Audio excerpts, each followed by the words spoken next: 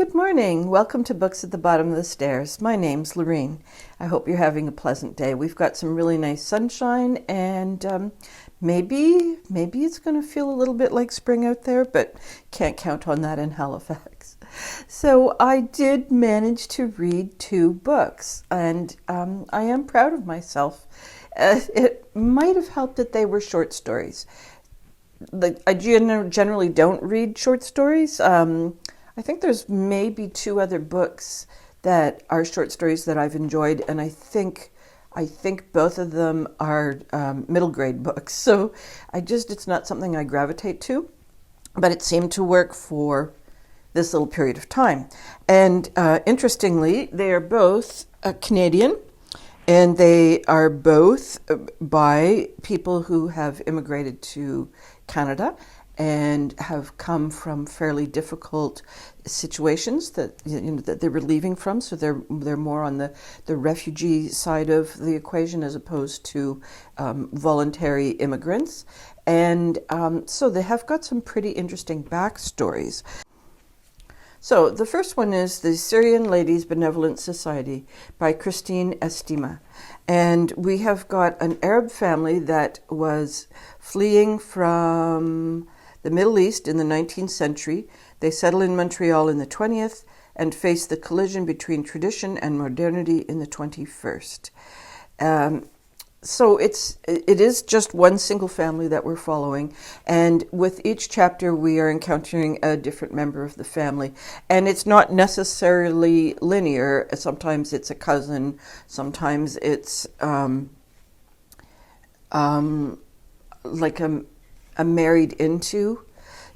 There is a family tree, and everybody who read this book, this was a book club book, said that they were very glad of the family tree. And as we get down in, let's see, I hope that doesn't glare. You're not going to be able to read it, but as we get down into this generation here, the timelines get tighter. But the commentary was that it was a little bit difficult to tell the difference between these 4 characters, because they, in the beginning of each story, in the beginning of each story, it didn't necessarily mention who the protagonist was, and sometimes they were unnamed for a little bit of time. So it could be a little challenging as we get to the end of the stories.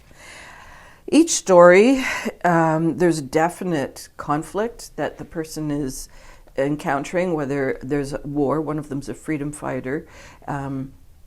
One of them is escaping with a baby, and that's the first story where a mom and a child are escaping, and it's really a bad scene of fighting and missiles and not knowing who to trust and who's on what side. There are, the civilians are fighting as well, so who are you going to be able to know is friend and who is foe? So the first opening chapters are really quite gripping, and there is certainly a lot of emotional conflict that's going on through everything, but it's more internal the further you get into the family story.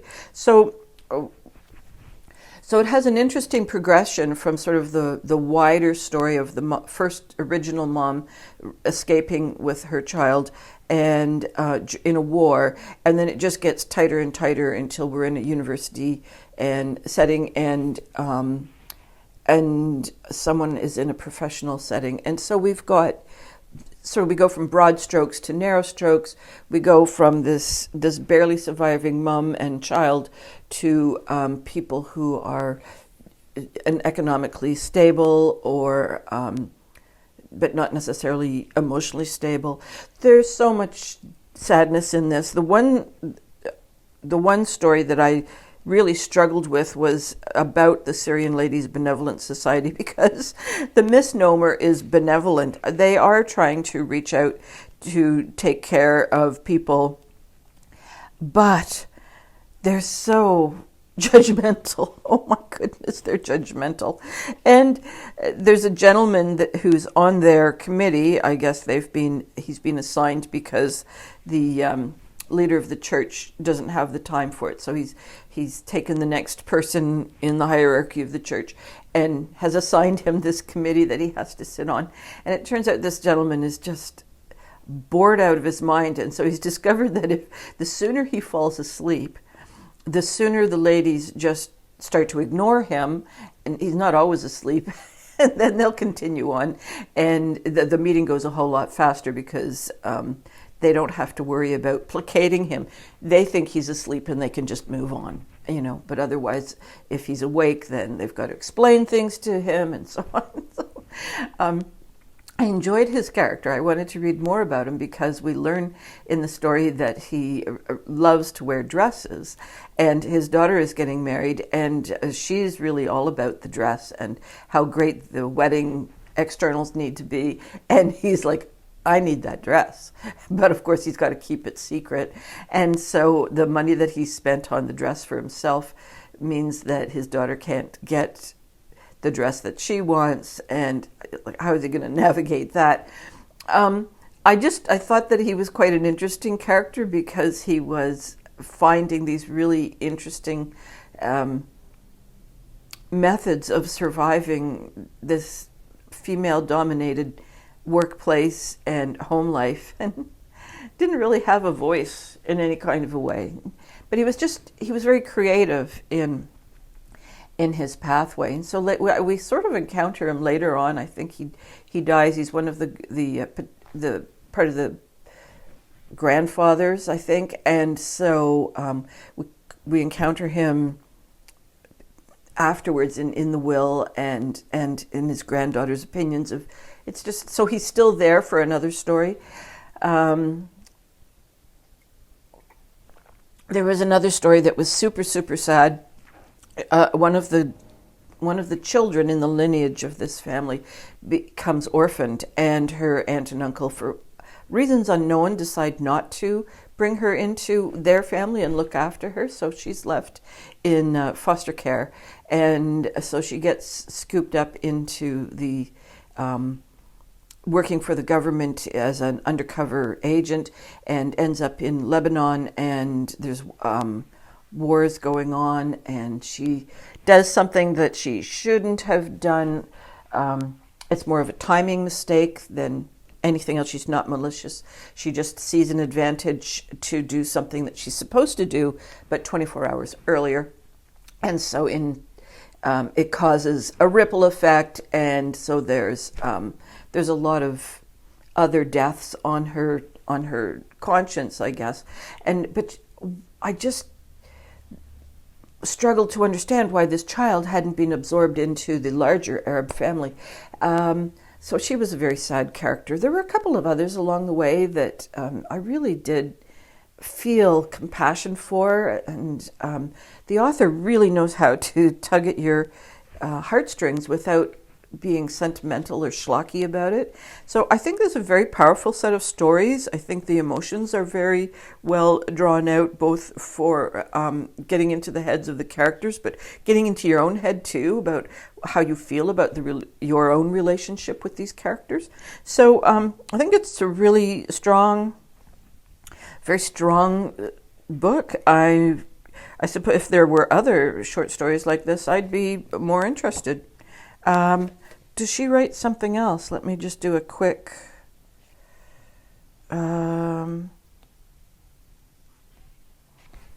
scan here. I don't think at the moment.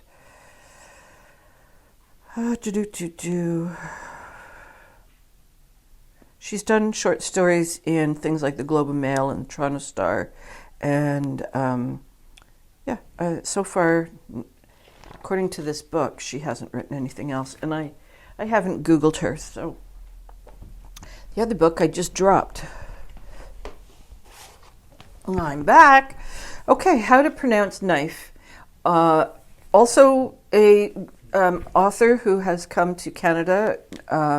She's from Laos, and a refugee camp is where she was born, in Thailand.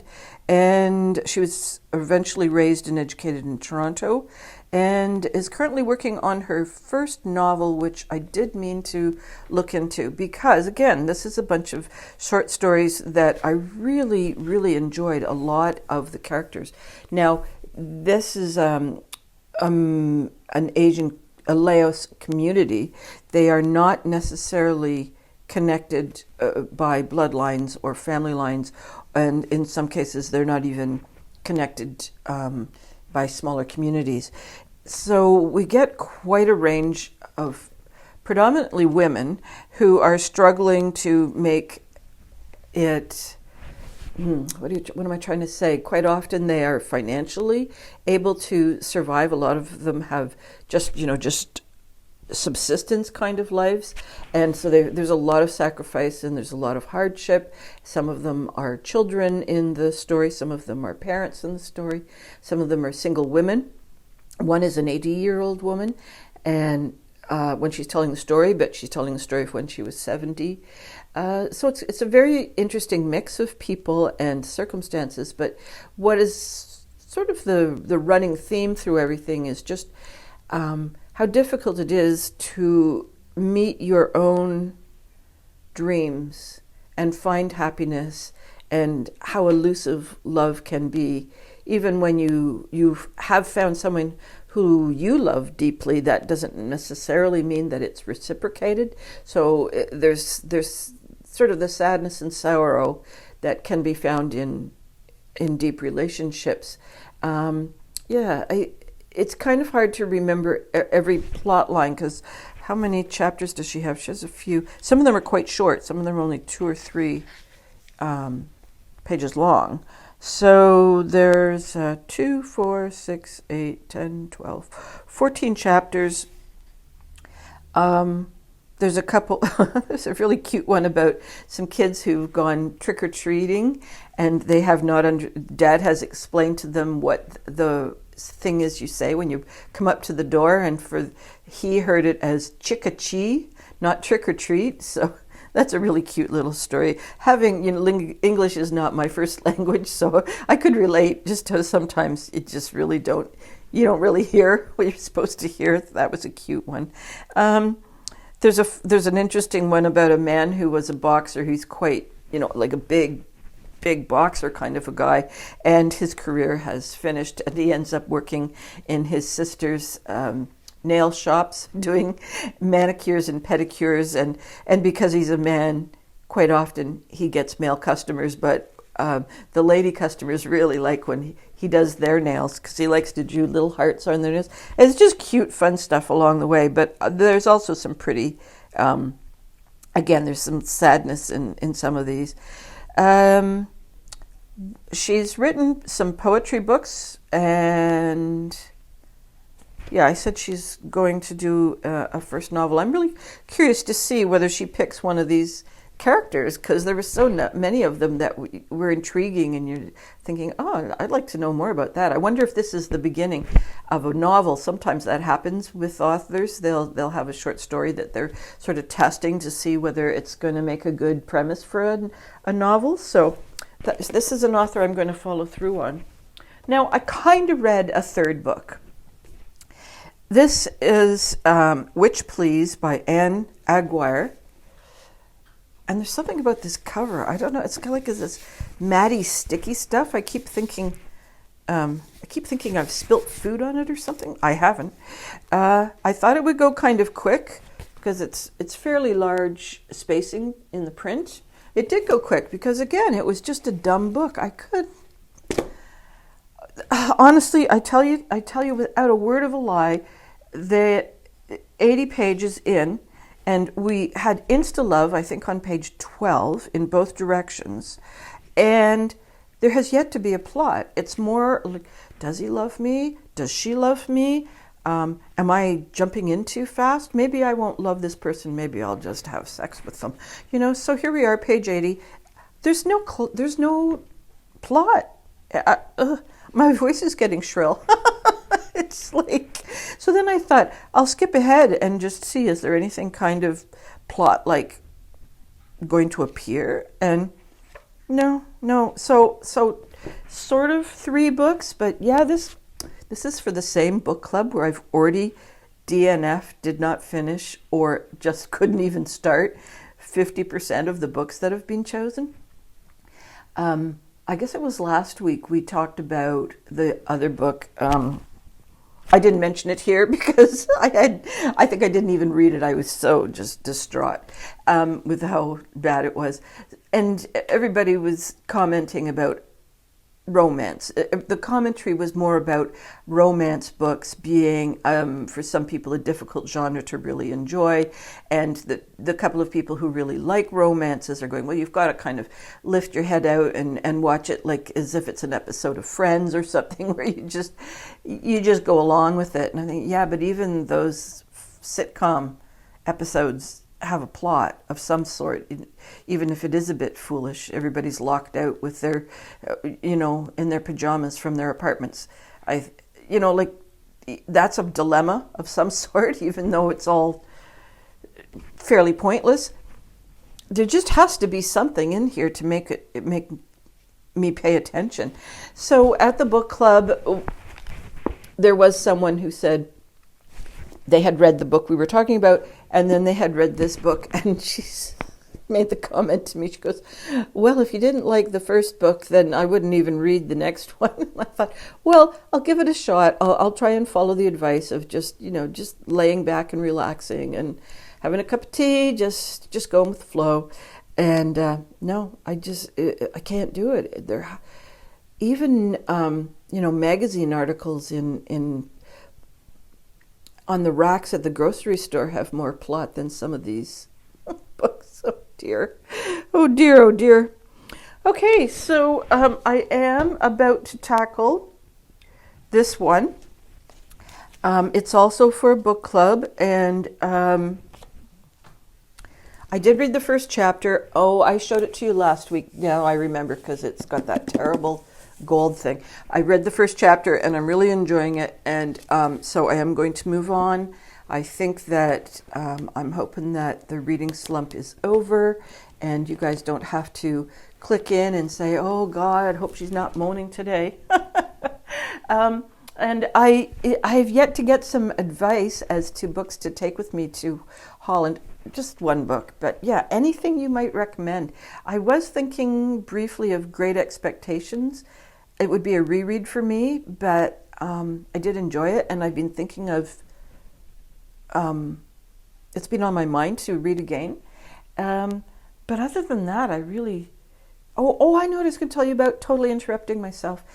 Last Saturday was the Independent Bookstore Day. I don't know if it was international or just North American, but anyways, there's a new bookstore in Halifax. It's called Egghead Books, and Steve and I popped in, and it's in the basement of a fairly small house, but they've done a really nice, charming job of exposing the walls to the rubble. A lot of houses in Nova Scotia have got rubbly types foundations, and it's high enough that you could walk and not be bumping. It was spacious for a basement, and it was really sweetly organized and just a fun little place to go. It wasn't very big. I don't know. I can't even give you a yardage. It was packed. Someone had brought down a stroller. I don't know why they would do that. Oh, I understand you don't want to lose your stroller, but a stroller in a crowded room like that, oh man, so hard on the ankles. And someone else had brought a dog, and the dog was not happy. But it sure filled up the space. There was quite a lot of books that I have bumped into. I wasn't very surprised by much that was on the shelf. I would say it was the best of the last 5 years, and it was international. It wasn't just Canadian. So it was a little bit like a much bigger Chapters or that's kind of approach to so many genres, little small children's section.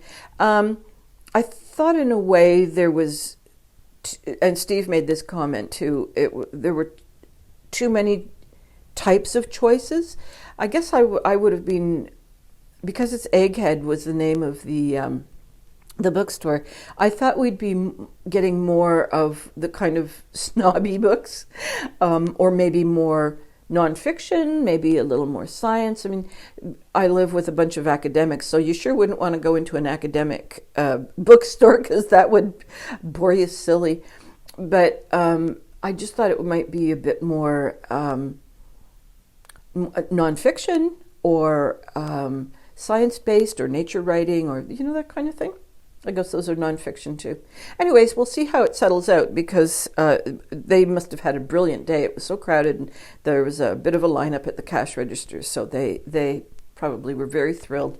And it might not have been quite opening day for them. I think they'd been open for about a week beforehand. So I hope they did well.